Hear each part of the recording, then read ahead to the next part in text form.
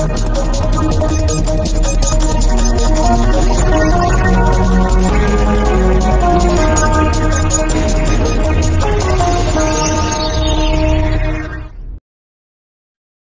দর্শক শ্রোতা, মেজর জিল্লুর রহমান ভয়েসে আজ আমরা আলোচনা করব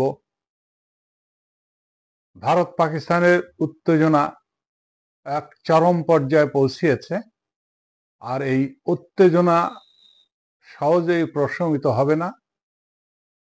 না হওয়ার কারণ, এখানে যুদ্ধ হতে হবে, ছোট যুদ্ধ কিছু হতে হবে, মাইনর অপারেশন কিছু হবে, মেজর কিছু স্ট্রাইক হবে, কিছুদিন যুদ্ধ অবস্থা থাকবে। রাজনৈতিক কারণে এই উত্তেজনা সহজে প্রশমিত হবে না। উল্লেখযোগ্য এখানে ভারতের প্রধানমন্ত্রী নরেন্দ্র মোদী তার দেশের মধ্যে তীব্র চাপের মধ্যে রয়েছে। বিশেষ করে সেভেন সিস্টার্সের রাষ্ট্রগুলা, মহারাষ্ট্র, এই সমস্ত জায়গায় তারা স্বায়ত্তশাসন চাচ্ছে, অধিকার চাচ্ছে। এদিকে নরেন্দ্র মোদী সরাসরি উগ্র হিন্দুত্ববাদের একজন প্রবক্তা। হিন্দু মুসলিম একটা বিশাল মতভেদের ফারাক করে রাখা হয়েছে একই দেশের মধ্যে থাকা সত্ত্বেও, শুধুমাত্র কারণ রাজনীতির কারণ।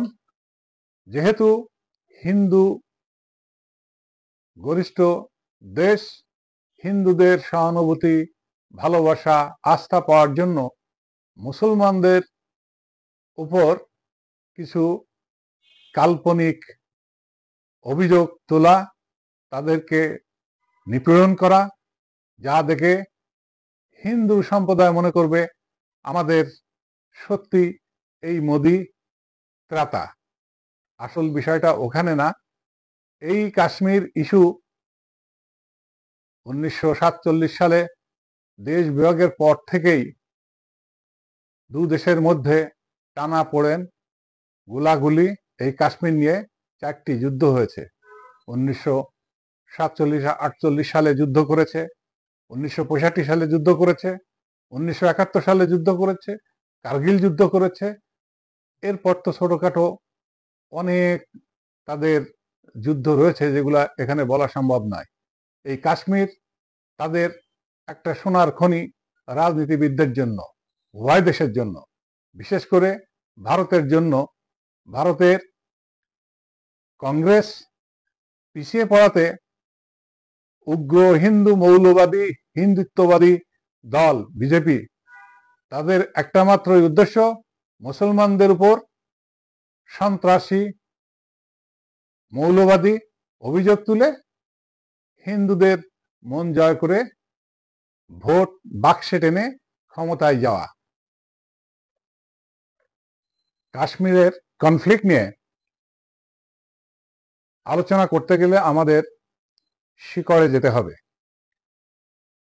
1947 সালে দেশ বিভাগের 3টা অপশন ছিল।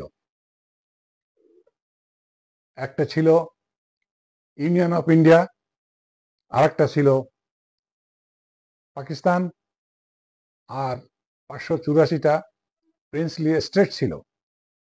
তারা স্বাধীন এবং স্বাধীনভাবেই সিদ্ধান্ত নিতে পারবে।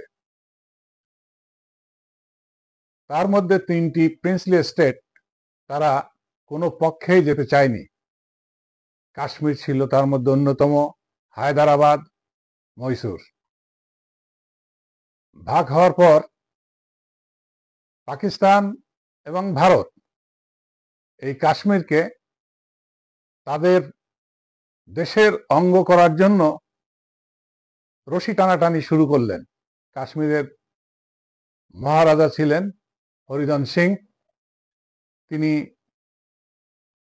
ভেবে চিন্তে দেখলেন যে কোনো পক্ষে গেলেই তার নাগরিকদের অসুবিধাই বেশি হবে সুবিধার চাইতে। সেখানে মুসলিম ছিল,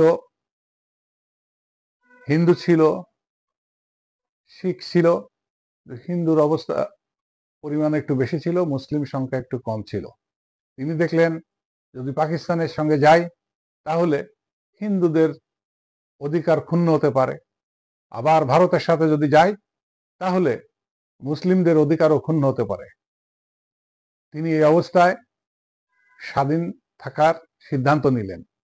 এরই মধ্যে ইনসার্জেন্ট অপারেশন শুরু হলো, মহারাজার উপর চাপ সৃষ্টি হলো। ঐতিহাসিকরা বলেন পাকিস্তানের মদদে লস্করে যে নামধারী ইনসার্জেন্ট আছে তারা কাশ্মীরের ভিতরে স্বাধীনতার জন্য আন্দোলন শুরু করলো। তারপর আরো কয়েকটা সময় কমে জন্য শর্ট করে আলোচনাটা করছি, আরো কয়েকটা ইনসার্জেন্স হলো। তারপর সমকালীন পর্যন্ত 47 থেকে এই পর্যন্ত এখন জম্মু কাশ্মীর স্বাধীনতাকামী ইনসার্জেন্ট আছে।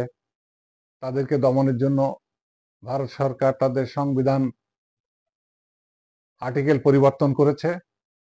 আগে যেখানে কাশ্মীরকে একটা বিশেষ অঞ্চল হিসেবে স্বীকৃতি দেওয়া ছিল সেইটা রিভোক করেছে। এতে কাশ্মীরের জনগণ অল আউট লকডাউনের ডাক দেয় দীর্ঘ সময়। এভাবে এই পরিস্থিতি আরো খারাপের দিকে যায়। মোদ্দা কথা হলো, দুই দেশ যখনই তাদের আভ্যন্তরীণ রাজনৈতিক কোনো সংকটে সরকার পড়ে তখন দেশের মানুষের মনোযোগ অন্যদিকে ঘুরিয়ে দেওয়ার জন্য কাশ্মীরে কিছু ইস্যু তৈরি করে, সেই ইস্যু তৈরি করে যুদ্ধ খেলা শুরু করে, যার মাধ্যমে উভয় দেশের ক্ষমতাবান সরকাররা পরিস্থিতিটা শান্ত করার চেষ্টা করে।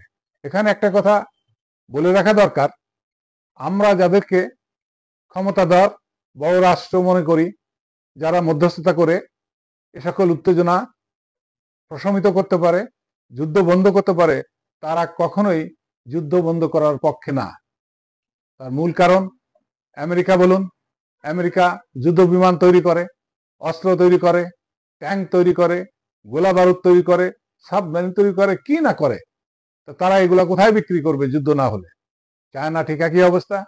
তারা অস্ত্র, যুদ্ধ, মরণ অস্ত্র, যত যা কিছু আছে তারা সবাই উৎপাদন করে। এই উৎপাদন করে তাদের যে সমস্ত বিনিয়োগ এই সমার খাতে, সেটা যদি কোনো দেশে যুদ্ধ না লাগে কোথায় বিক্রি করবে, কোথা থেকে এই টাকা তুলে আনবে? এই মূল মন্ত্রটা আমাদের জানতে হবে, বুঝতে হবে যে তাদের দিকে তাকিয়ে থাকলেই হবে না, বরং আমেরিকা তো সারা পৃথিবীতে যুদ্ধ লাগানোর জন্যই তার টিম থাকে, গোয়েন্দা টিম থাকে। ধন্যবাদ।